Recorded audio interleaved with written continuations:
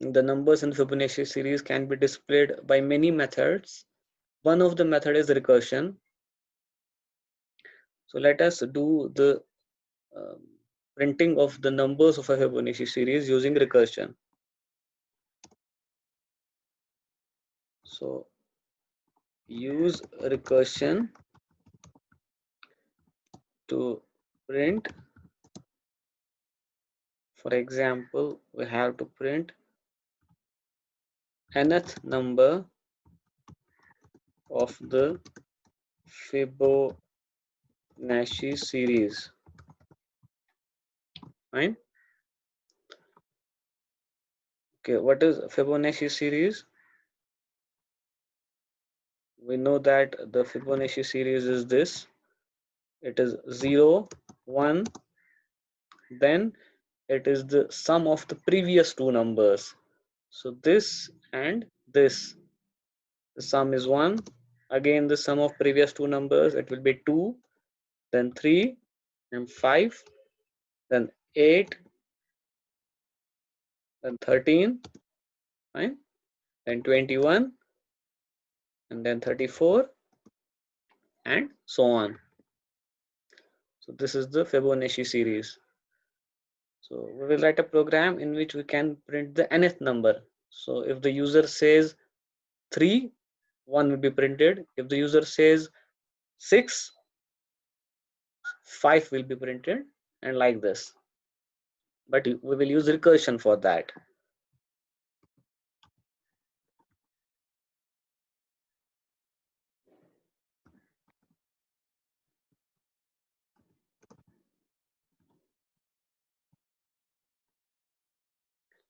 Let us first declare a function by name of Fibonacci series. Obviously, we will pass a single value to it, the n. So it will be int, fine. And from here, we can take the values from the user. So printf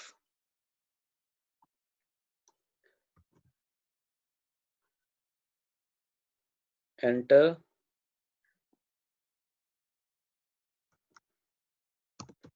value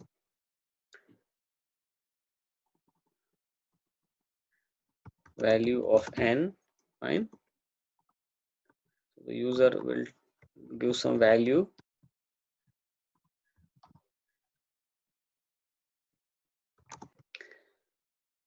ampersand, for example, we will take it in n, fine. Okay, now we have a value n. We have to pass it to a function. The function is fib, and we will give n to that function. In return, this function will give us the nth Fibonacci number, fine. So in return, it will give something. Let us print that thing which will get in return. Print f %d, and whatever it returns, we will print that. Done. Now our job is to create that, define that function fib. So this function obviously will take a value n when it will be called, fine. It will take a value n, and now uh, we have to create the logic, but we have to create it in such a way that it uses recursion. If we see here that if the value is of n is 0, fine, then it should return 0. If the value of n is 1, it should return 1. That is okay.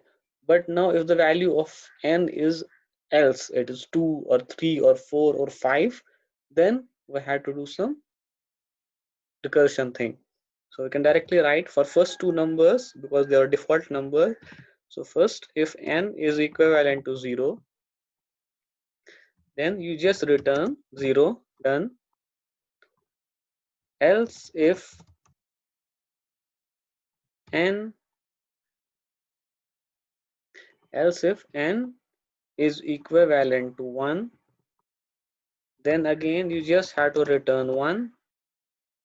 Fine. 1, the first two numbers we know it is 0 and 1, done. But what about others? For others, we have to do the summation of previous two numbers. For finding this, we had to do the summation of previous two. For finding any number, we had to do the summation of previous two numbers. So else, so the third condition where we have to find summation, so we have to return. What we have to return? We have to return the summation of two things, the previous one and this one. So this can easily be done using recursion. How? If I call here the same Fibonacci function for n minus 1, fine, and then add to it the again call the Fibonacci function for n minus 2. This will do the job.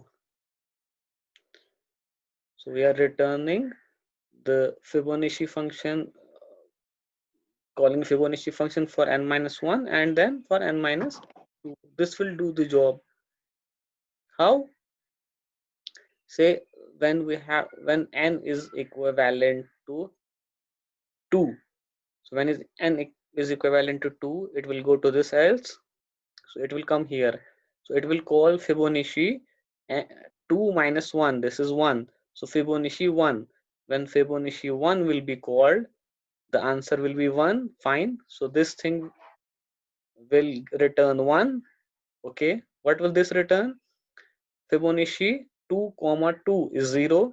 So this Fibonacci series function will be called for 0. Answer will be 0. So this function will return 0. So 1 plus 0. So finally, what will be returned? 1 plus 0 is 1. That is the correct answer because this was the 0th number, this was first number, this was the second number. So the second number is 1. So the answer is 1. Fine. So likewise, this can be done easily. For example, now if I say the value of n is 3, 3 means 0, 1, 2, 3. Answer that should be returned, it should be 2. So how will that happen? 3 will go from here to here. Fine. This condition will be satisfied. So it will become Fibonacci of 2 and Fibonacci of 1. Fibonacci of 1 is 1. So here it will be 1. And here Fibonacci of 2. Fibonacci of 2 we just saw. Fibonacci of 2, how will that be calculated? And that came out to be 1. So this is 1. This is 1 and it will become 2. So the answer will be 2. And this way, this whole logic will work and will with ease find the nth number in this thing. Right? Let us save this program. Fib using recursion.c. Okay, compile, run, enter the value of n. If I say the value of n is 1, it will return 1. Fine. So n here starts from 0. That's why it is like this. So if I want that, if I want to print another, I want to print, for example, I will say 4. N is 4, means the fifth number. So the sorry, n is 4 uh, means the fifth number. So it will be 1, 2, 3, 4, and 5. So 3, it will be 3. And this way we can do it. And if we want that n should not start from 0, it should be the actual, this should be 1 2 3 4 5, then we can do some modification here. So what will be that? If n is here this, we may pass on n minus 1 here. So if the user says give me the fifth number, we will call 4 here, because the fifth in this series will be, we are starting the numbering from 0 0 1 2 3 4, it will be 3. Fine. So to make it more user friendly, this can be done. So we will compile and run the program. And if I say, for example, 6, it should be the sixth number here, starting from 1.